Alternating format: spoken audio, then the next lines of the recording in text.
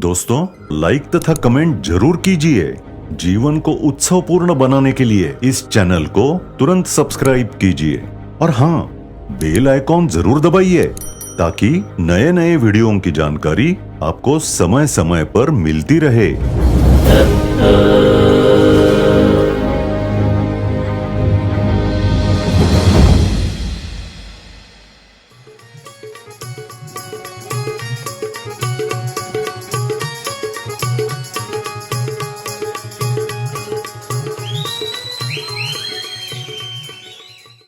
मागच्या वेळेला जसं झालं की आता जुने विषय पुरत नाहीत आपल्याला. आता बघा, हे कौन चित्रकार हे सुद्धा पुरला नाही आपल्याला, त्याच्यात एक कडवं टाकून दिलं.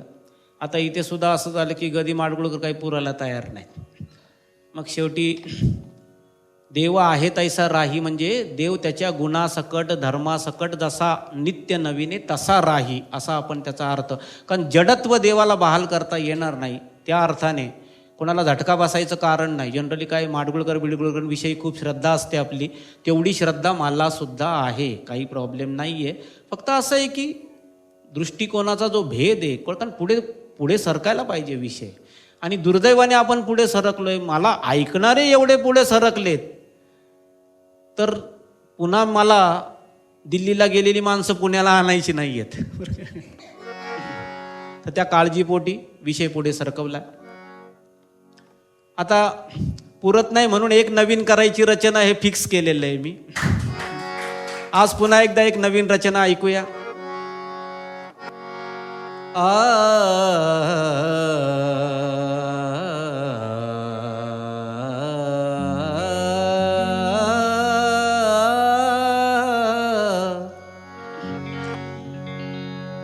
कधी तिने मनोरम रुसने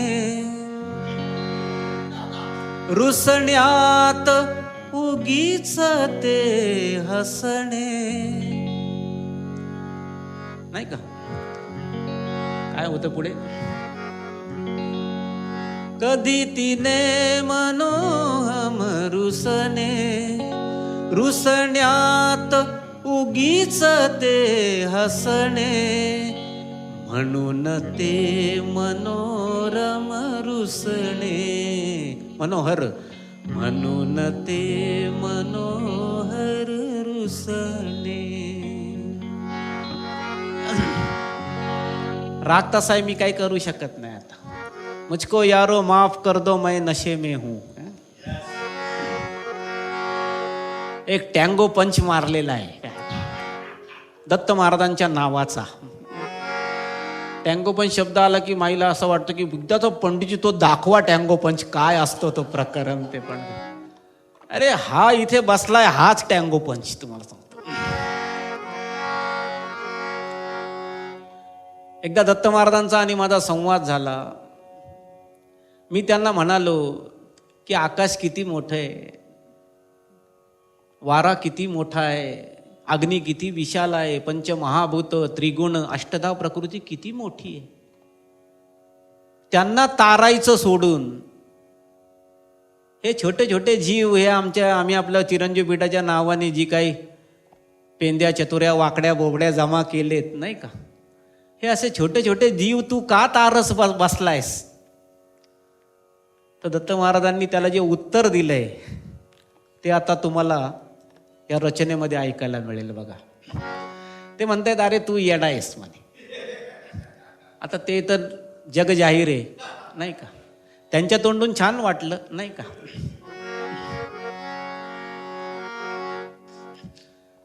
तर त्याच्यात असं झालं की ते म्हणाले हा समुद्र अख्खाच्या अख्खा उन्हाळ्यामध्ये ना त्या आकाशाला दिला जातो, हे येड्याला सांभाळता येत नाही बरं का. त्यामुळे जी जड विभाग आहेत त्यांना कितीही दिलं तरी त्यांना लाभत नाही. त्यामुळे दिसताना मोठे दिसतात, पण त्यांच्यामध्ये ती पात्रता नाही आहे जी जीवामध्ये आहे. त्यामुळे गुपचूप आपले चिरंजीव पीठाची लोक घेऊन बस. दिसतात छोटी पण आकाशाला भारी पडतील अशी लोक आहेत म्हटले. आता अब देखते मजा आएगा.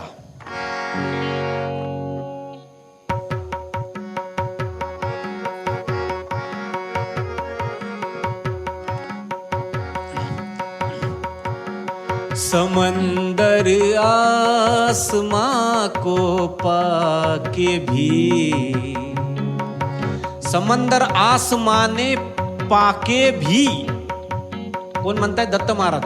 समंदर आसमाने पाके भी पाया नहीं होता, समंदर आसमाने पाके भी पाया नहीं होता. मी म्हटलं अहो ठीक आहे, ते एवढा मोठा समुद्र वर गेलेला आहे, पण तरी सुद्धा छोट्याचं कौतुक कसं काय करणार? म्हणाले छोट्याचं कौतुक यासाठी आहे कारण एवढा मोठा समुद्र वर गेलेला आहे आणि त्याला खाली कोण आणतं? छोटस झाड. झाड केवढंच आहे? छोट आहे. अख्खाच्या अख्खा गेलेला समुद्र परत आणतं पृथ्वीवरती. जीवाला कमजोर समजू नको, दत्त महाराज म्हणतायत. बडे काम की चीज है की नाही? आसमां चोर है जो समंदर चुराता है, ये मेरा पेड़ उसे छीन के ले आता है. समंदर आसमाने पाके भी पाया नहीं होता, समंदर आसमाने पाके भी पाया नहीं होता. समंदर आसमाने पाके भी पाया नहीं होता. आणि जीव कसा आहे? समंदर आसमाने पाके भी पाया नहीं होता. यहाँ संसार बीजों का कभी छोटा नहीं होता, यहाँ संसार बीजों का कभी छोटा नहीं होता, यहाँ संसार बीजों का कभी छोटा नहीं होता. दत्त महाराज म्हणतायत त्या स्वर्गाचे 33 कोटी देव, त्या 33 कोटी देवांसमोर एक मुक्त झालेला जीव उभा राहिला ना, तर त्यांची तंतरते. का तंतरते? कारण त्यांच्यात बदलच घडत नाही, हा पठ्ठ्यासारखा नवीन आहे. त्यामुळे मुक्त झालेल्याला सगळे देव देवता सगळे घाबरतात. प्रत्येकाला तुम्ही स्थापन करता तेवढ्याच मापाचे राहतात, त्यांचा आकार बदलत नाही. हा जीव स्थापन करता येत नाही, याला स्थापना नाही जमत. हा दिसा मासाने वाढतो. पहिल्यांदा मासाचा गोळा असतो, नंतर एकदमच त्याच्यामध्ये सगळे फुटतात अवयव, आणि नंतर असा काही जगतो पठ्ठ्या की अख्ख्या जड संपदेला जेरी सांगतो. तू काय समजतोस? तुमची बाजू घेतली दत्त महाराजांनी. समंदर आसमाने पाके भी पाया नहीं होता, यहाँ संसार बीजों का, यहाँ संसार माई का, यहाँ संसार राजीव का कभी छोटा नहीं होता, यहाँ संसार बीजों का कभी छोटा नहीं होता. वाह वाह.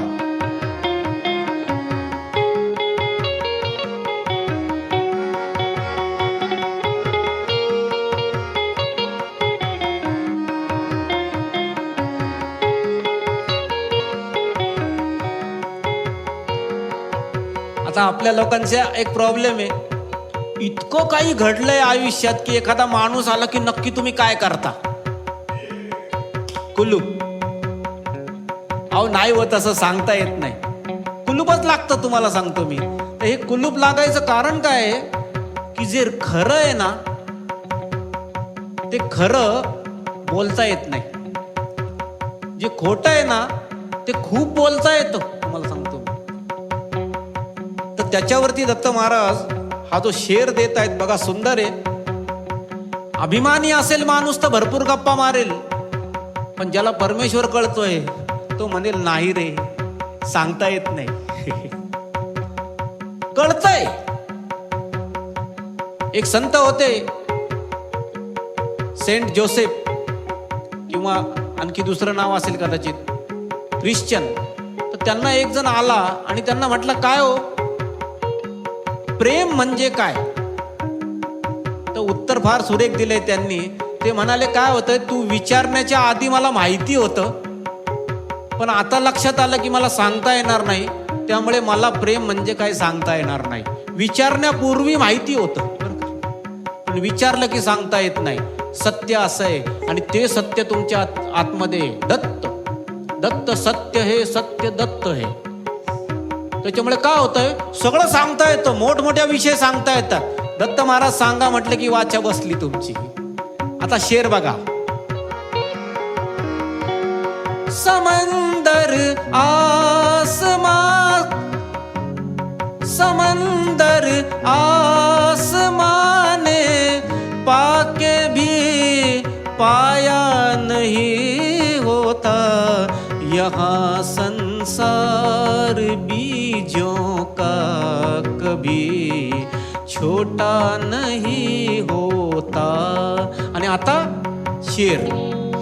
बड़ाई तो, बड़ाई म्हणजे अभिमान, बड़ाई तो हमेशा छोटे के कांधे पे चलती है. अभिमान किती जरी मोठा वाटला, त्याचं आहे ना पिल्लू फार छोटस असतं, तुम्हाला सांगतो. बड़ाई तो हमेशा छोटे के कांधे पे चलती है. मग धड़कते दिल में सांसों का, धड़कते दिल में सांसों का कभी चर्चा नहीं होता, धड़कते दिल में सांसों का कभी चर्चा नहीं होता. मोठा बारीक आहे विषय. खरं तर हे धडकन आहे. तिला जर विचारलं कुणी, बाई तू कसे काय चालते, तुला कोण चालवतं, तुझ्यामध्ये धडधड आवाज काढणारा कोण, तर ती म्हणते हात जोडून तो एक श्वास आहे बाहेर, माझ्या बाहेर, तो चाललाय म्हणून माझं धडधड चाललंय. मग कुणीतरी विचारलं की त्या धडधड त्या श्वासाविषयी काय सांगता येईल का, ती म्हणती तेवढं सोडून बोल बाई, उतना छोड़ के बोलो. तसं चिरंजीव पीठाचा श्वास दत्त महाराज, त्याच्यामुळे सगळ्यांची धगधग चालू. आणि कुणी विचारलं जरा ते सांगाल का दत्त महाराज काय, बाई उतना छोड़ के बोलो. बुरा बड़ाई तो हमेशा छोटे के कांधे पे चलती है, धड़कते दिल में सांसों का, धड़कते दिल में सांसों का कभी चर्चा नहीं होता. आता इथं चर्चा शब्द जो आहे तो पुल्लिंगी आलेला आहे. चर्चा शब्द उर्दूमध्ये दोन येतात. एक चर्चा स्त्रीलिंगी येत आहे, चर्चा की म्हणजे बातचीत की है ना, आणि चर्चा किया म्हणजे अफवा पसरवली, मोठमोठ्या विचारवंतांनी त्याच्यावर मत मांडली, त्याला चर्चा म्हणतात है ना. कल 14वीं की रात थी, शब भर रहा चर्चा तेरा, शब भर रही चर्चा तेरी नाही म्हणत. तो चर्चा इथे आहे की ह्या विषयावर चर्चा म्हणजे संवाद होणार नाही, चर्चा नाही, बातचीत नाही, संवादच होणार नाही. धड़कते दिल में सांसों का कभी चर्चा नहीं होता.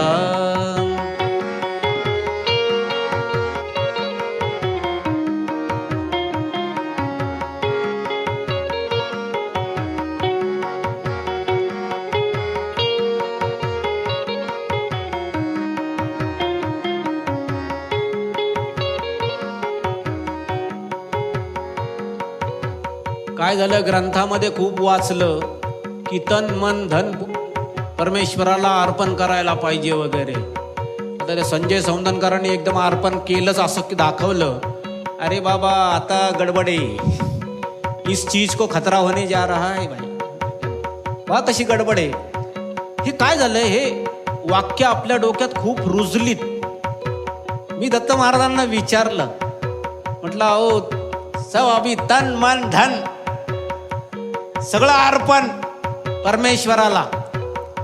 त्यांचं उत्तर काय आलं, आणि त्याच्यावर मग पहिली ओळ त्यांची आणि मग दुसरी ओळ माझे हार पत्करल्याची. ऐकूया आपण.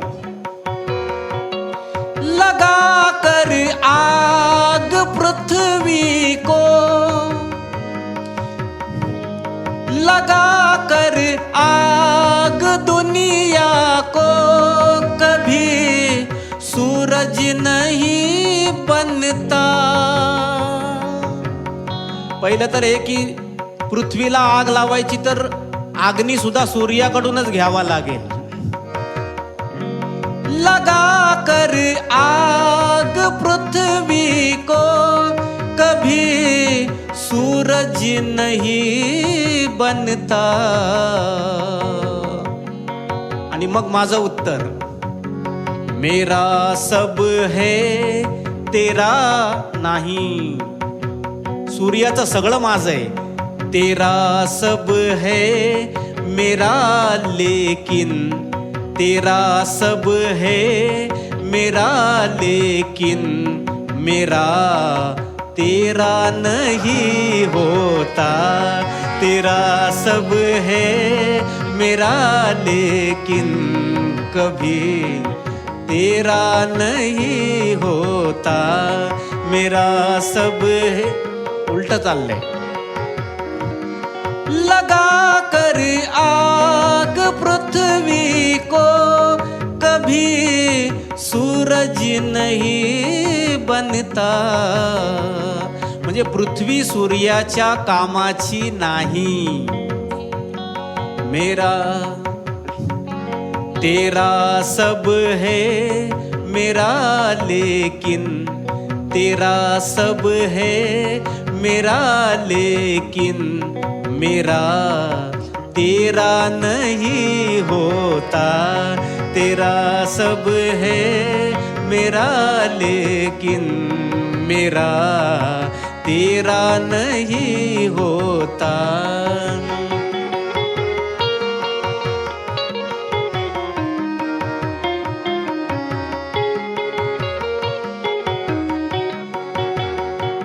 आमच्या अलक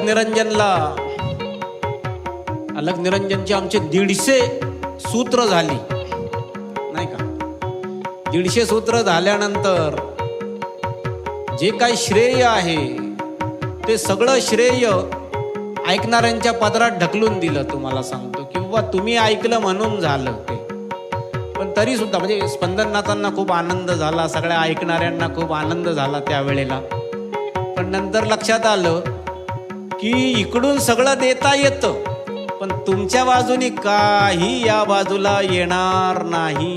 तुम्हाला तेरा सब है सौंदनकर, तन मन धन नकोय बाबा काही. बरं, त्याचं मला कळत नाही. परमेश्वर म्हणाला, समजा तू मला म्हणाला तू तन दिलं मन दिलं, काय लोणचं घालायचं काय याचं म्हण.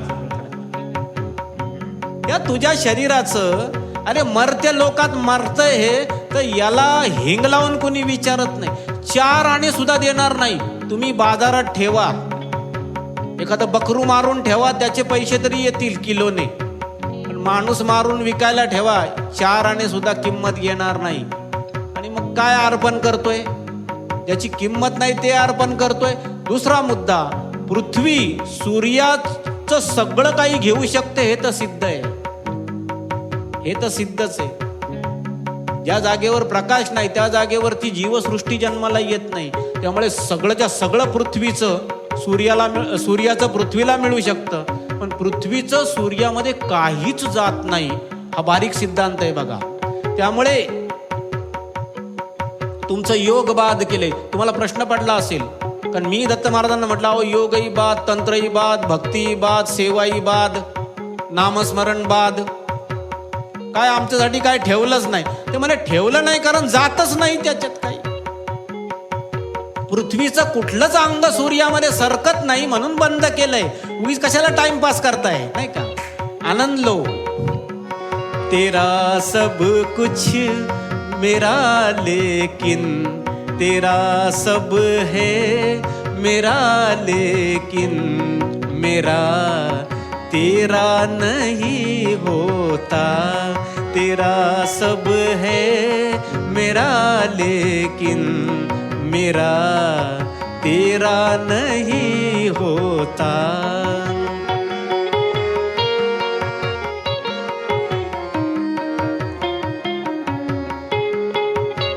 वाह वाह.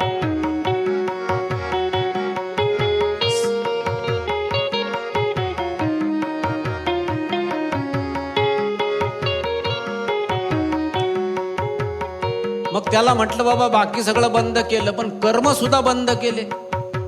कर्मण्येवाधिकार असते, सगळी कामं बंद करून टाकली. तो म्हटला की लोकांचा भ्रम आहे की कर्माने काहीतरी घडू शकतं, हा भ्रम आहे लोकांचा. उत्तर दिले दत्त महाराजांचं बघा. कर्म की आड़ में अक्सर भरम की बात पलती है. या जगात कर्माने उपलब्धी होती हा भ्रम आहे. दत्त महाराज म्हणतात, ऐकूया. कर्म की आड़ में अक्सर भरम की बात पलती है. तराशो कितना भी पत्थर, तराशो कितना भी पत्थर, कभी हीरा नहीं होता. तराशो कितना भी पत्थर, कभी हीरा नहीं होता.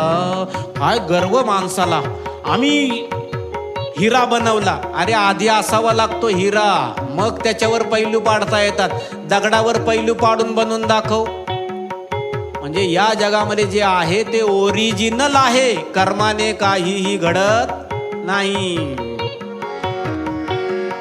कर्म की आड़ में अक्सर भरम की बात पलती है. तराशो कितना भी पत्थर. संजय पाटील डोलतायत, त्यांच्या शेजारी प्रियांका बसलेली आहे. तराशो कितना भी पत्थर, कभी हीरा नहीं होता. तराशो कितना भी पत्थर, कभी हीरा नहीं होता.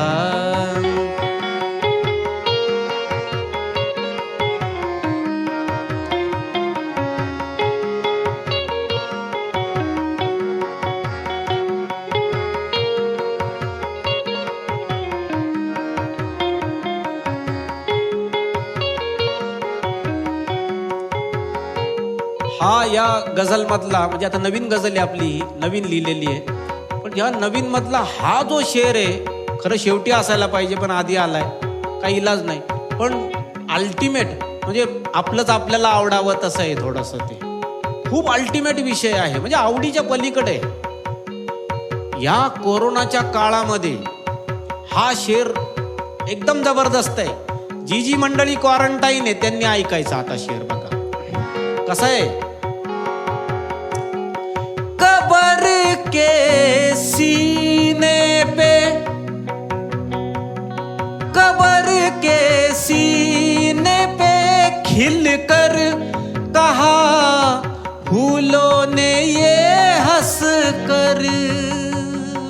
काय सिच्युएशन काय बघा. सिच्युएशन खाली मेलेला माणूस दफन केलेला आहे, एक मुर्दा आहे खाली, आणि त्याच्या छातीवर एक फूल उमललंय. जोगळेकर, सिच्युएशन कैसी है? अशी सिच्युएशन इंजिनिअरिंग मध्ये येणार नाही, तुम्हाला सांगतो. एक मुर्दा खाली आणि त्याच्या छातीवरती एक फूल उमललंय आणि ते फूल काय म्हणतंय ते आपल्या लोकांसाठी महत्वाचं आहे. ते चिरंजीव पद आहे. कसं? कबर के सीने पे हंस कर, कबर के सीने पे खिल कर कहा फूलों ने ये हंस कर. क्या कहा? जो साचा है, जो साचा है वो मिट्टी से कभी जन्मा नहीं होता. जो साचा है वो मिट्टी से कभी जन्मा नहीं होता. जे तुम्हाला कळणार नाही ते त्या फुलाने सांगून टाकलंय. तुम्हाला का दत्त महाराज चिरंजीव आहेत? कारण मिट्टी से जन्मा ही नहीं है. जो साचा है वो मिट्टी से जन्मा नहीं है. का दत्त महाराजांच्या राज्यात येणारे जीव चिरंजीव आहेत? कारण फुलामध्ये सुद्धा जीव आहे. आणि जर मृत्यूच्या छाताडावर ते फुलू शकतं याचा अर्थच जे फुलणारं आहे ते मरणारं नाही आणि ते मातीतून येणारं नाही. लक्षात घ्या. हे चिरंजीव पद तुमच्या ताब्यात देऊन टाकलं तुम्हाला. कबर के सीने पे खिल कर कहा फूलों ने ये हंस कर. आता फूल म्हणजे तुम्ही आणि कबर म्हणजे कोरोना. त्याच्या छाताडावर तुम्हाला बसायचंय. कबर के सीने पे खिल कर कहा फूलों ने ये हंस कर. जो साचा है, जो साचा है, जो साचा है वो मिट्टी से कभी जन्मा नहीं होता. जो साचा है वो मिट्टी से कभी जन्मा नहीं होता.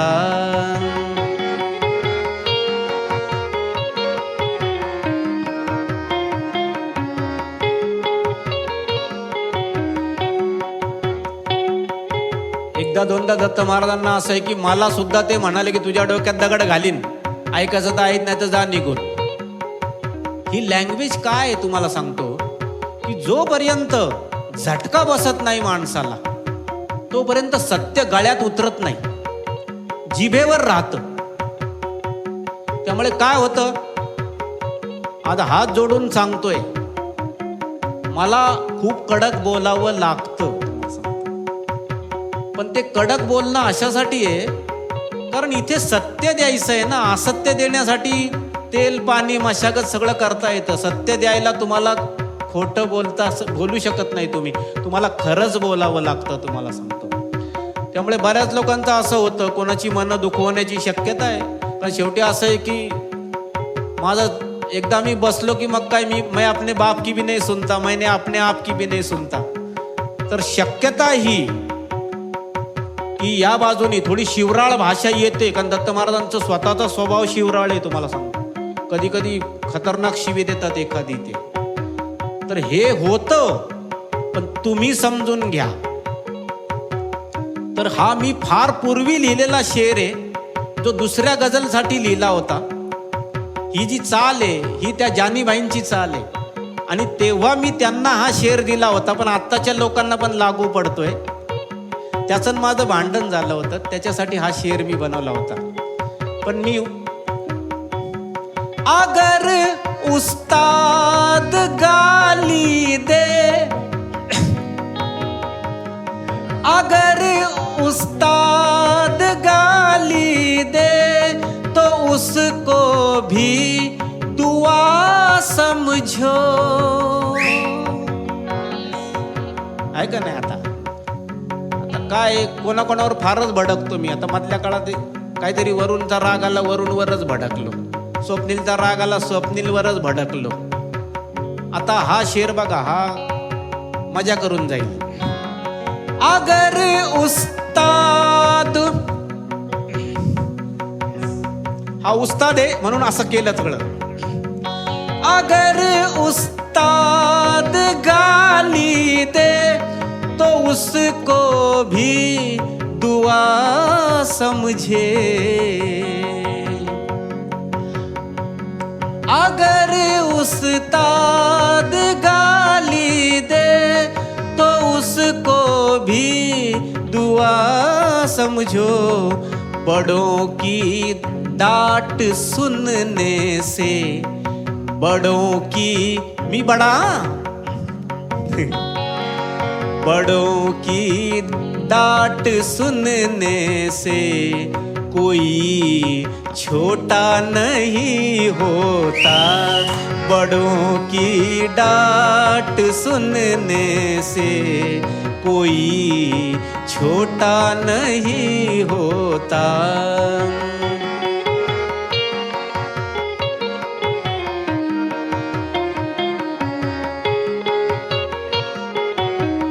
काय होतं, माझ्या अपेक्षा वयाने ज्येष्ठ बसलेले समोर, नाही का, वय काउंटच करत नाही आपल्याकडे. सगळे आता 2 वर्ष 5 वर्ष 10 वर्षावाली लोक आहेत, त्यांचं वय वाढतच नाहीये ते म्हणतात. पण तरी सुद्धा कसं आहे, आता जोगळेकर आहेत, धूत आहेत, चंद्रात्रे आहेत, माई आहेत.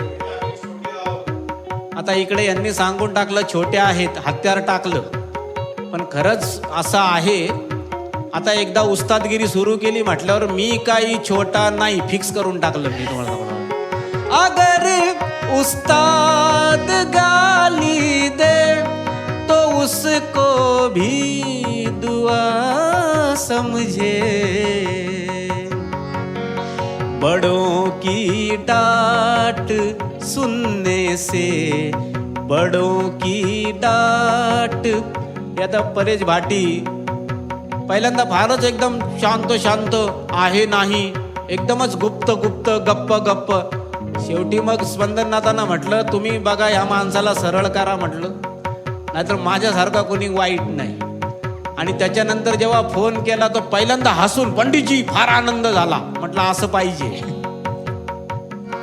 अगर बड़ों की डांट खाने से, बड़ों की डांट सुनने से कोई छोटा नहीं होता. बड़ों की, अरे तुम्ही काय डांट खाल्ली तुम्हाला सांगतो. सगळ्यात जास्त कुणी डांट खाल्ली असेल तर स्पंदननाथांनी, तुम्हाला सांगतो. तुम्हाला माहिती नाहीये, तुम्ही जी डांट खाल्ली ती शुगर कोटेड नव्हती, ती डायरेक्ट होती. पण यांना आहे ना असं साखरेमध्ये लपेटून मारलेलं आहे, तुम्हाला सांगतो. यांना असं शालीत घालून हाणलेले जोडे आहेत, तुम्हाला सांगतो. पण आज तो माणूस हे सगळं पचवून बसलाय. आणि ते कारण आहे की दत्त महाराजांनी त्याला जबाबदार माणूस म्हणून नियुक्ती करून टाकली, तुम्हाला सांगतो. तर हे तुम्हाला छोटं करण्यासाठी रागवणं नाहीये, तुमचं मोठेपण आणखी मोठं व्हावं म्हणून रागवण्याचं आहे. बड़ों की डांट सुनने से कोई छोटा नहीं होता.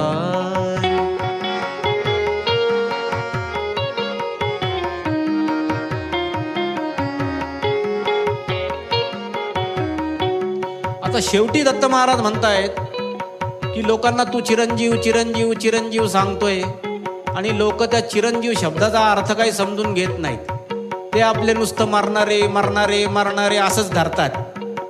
तर एक उदाहरण देतात चिरंजीव पदासाठी, अत्यंत सुंदर आणि सोपं उदाहरण. समजने वाले को इशारा काफी है. खास तुमच्यासाठी मक्ता, शेवटचा शेर. दत्त महाराज चिरंजीव पद काय व्याख्या करतात बघा. हे अंधापन अगर तो, है अंधापन अगर तो अदना सा अदनासा म्हणजे छोटासा. हे अंधापन तो अदना है, अंधापन अगर तो अदना सा गड्ढा भी खाई है.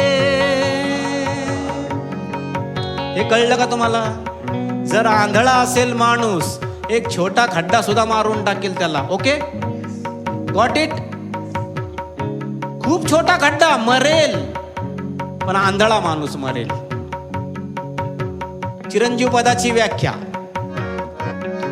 आहे अंधापन, हे अंधापन अगर तो अदना सा गड्ढा भी खाई है. दत्त महाराजांचं म्हणणं, वही मर जाता है, वही मर जाता है. अरे बापरे, हे काय सुंदर जागा आहे. वही मर जाता है जीवन में जो जागा नहीं होता. वही मर जाता है जीवन में जो जागा नहीं होता. आता मगाशी म्हटलं ना, वही मर जाता है. हे काय झालं, गाणं आठवलंय. सिर्फ इतराते हुए, नाही ना, खुद से शर्माते हुए चांदनी रात में एक बार तुझे देखा है अंधापन अगर तो अदना सा गड्ढा भी खाई है. वही मर जाता है. अरे परत तेच गाणं येते.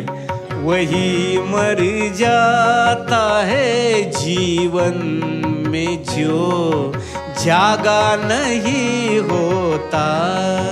तुम्ही जागलेले आहात की नाही? हात वर करायचे. घाबरताय का जागा म्हणायला? अरे जागा नहीं तो मर जाएगा, और जो जागा है दत्त महाराज म्हणतायत मरता ही नहीं. वही मर जाता है जीवन में जो जागा नहीं होता. समंदर आसमां पा करके भी, समंदर आसमां ने पाके भी पाया नहीं होता. यहाँ संसार बीजों का, यहाँ संसार सीपी वालों का, यहाँ संसार बीजों का कभी छोटा नहीं होता. यहाँ संसार बीजों का कभी छोटा नहीं हो, छोटा नहीं होता, छोटा नहीं होता.